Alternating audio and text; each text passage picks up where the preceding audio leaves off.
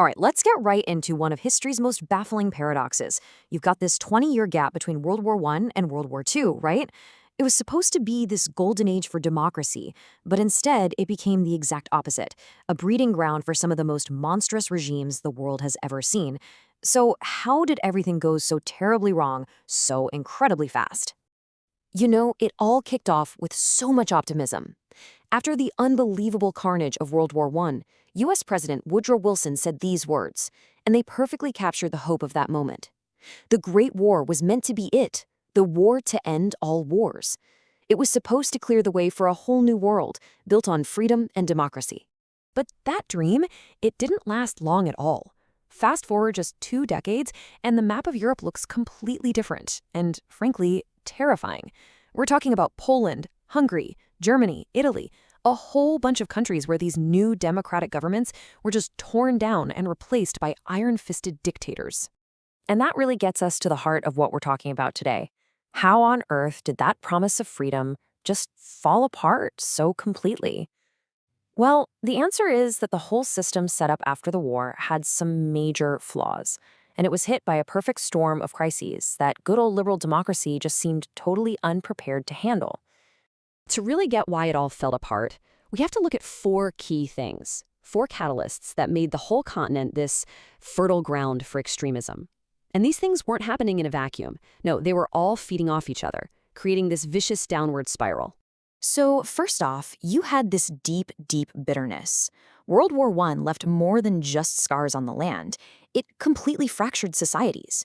There were huge tensions between the rich and the poor, and even between men and women trying to figure out their new roles. On top of that, you have total economic instability. I'm talking about hyperinflation so bad that your life savings became worthless overnight. Then the Great Depression hits, and millions are desperate, with no jobs and no hope. The third piece of the puzzle? A massive fear of communism. When the Bolsheviks took over Russia, the middle and upper classes across Europe were terrified.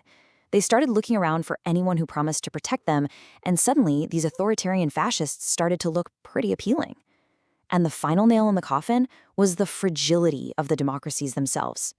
These were new governments. They had no experience, no deep roots. They were trying to navigate this perfect storm, and they were just easy targets for charismatic strongmen promising to restore order. And out of all that chaos, 2 major totalitarian ideologies pop up. They're offering extreme, violent solutions from completely opposite ends of the political spectrum. On one side, you have right-wing fascism. On the other, left-wing Stalinism.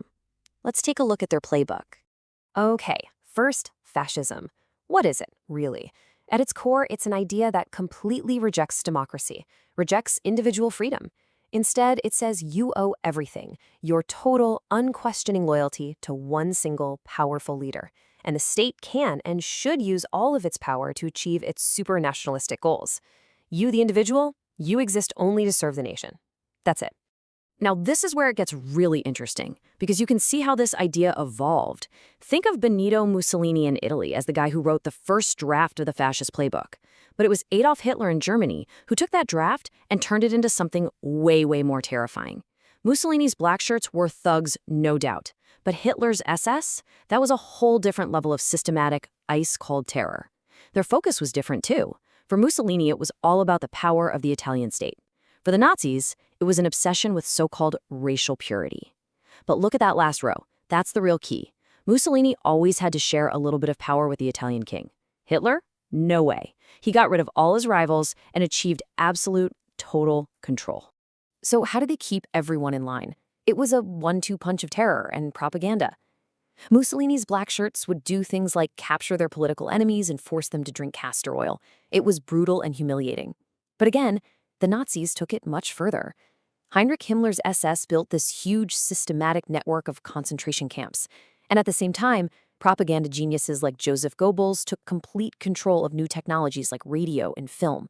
They used them to build this massive cult of personality around Hitler, with filmmakers like Leni Riefenstahl creating these epic movies that made the Nazi Party look like an unstoppable force of nature. Okay, so let's shift gears now. We've talked about the right-wing version. Let's flip the coin and look at its left-wing rival over in the Soviet Union.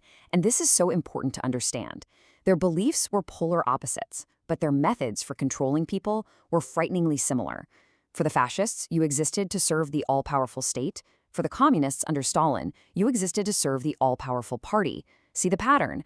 Either way, the individual, your rights, your life, they were completely crushed. Over in the Soviet Union, Joseph Stalin had one single, all-consuming mission: to take this massive, rural, almost medieval country and drag it, kicking and screaming, into the industrial age. And he wanted to do it basically overnight. He thought the survival of the country depended on it, and he was absolutely willing to sacrifice millions of his own people to make it happen. And if you just look at the numbers, you'd think, wow, he did it. His 5-year plans were, on paper, a wild success. Industrial production just exploded. It went up by more than 400%. In less than 10 years, the Soviet Union became a global industrial powerhouse. But that number hides a reality that is just beyond horrifying. This so-called progress was built on a mountain of pure human misery. Sure, factories went up, but the workers building them were crammed into filthy, miserable housing, and their wages kept dropping. Out in the countryside, it was even worse. Stalin ordered the liquidation of the kulaks. These were the most successful farmers, people who owned their own land. He saw them as a threat. So by wiping out his best farmers, he intentionally destroyed Soviet agriculture, which led directly to the Holodomor, a horrific, man-made famine in Ukraine that starved millions and millions of people to death.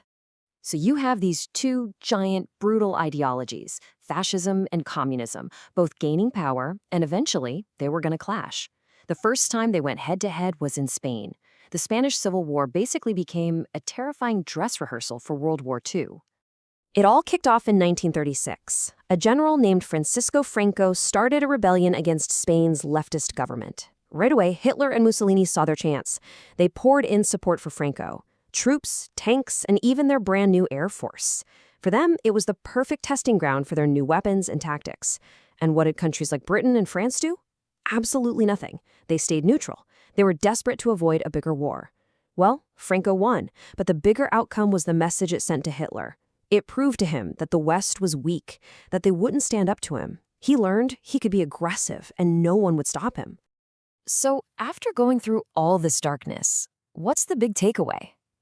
When you look back at this whole period, you start to see a clear, repeatable pattern, a model for how to build a totalitarian state. Let's just call it the totalitarian toolkit. First, you need relentless propaganda, using the latest technology to constantly drill your message into people's heads. Second, you need terror, a secret police, camps, whatever it takes to make everyone so afraid that they would never even think of disagreeing with you. And third, the complete subordination of the individual. Your rights, your dreams, your very life, none of it matters. All that matters are the goals of the state or the party. And that brings us to one last really important question. People in Europe back then didn't just wake up one day and choose these monsters. They were drawn to them because they were scared and desperate. And these leaders promised simple solutions. They promised order, stability, and a return to national greatness. And that forces us to ask ourselves, what are the warning signs? When does a society start to think that trading away a little bit of freedom for a little bit of order is a good deal? And when does that price become way too high?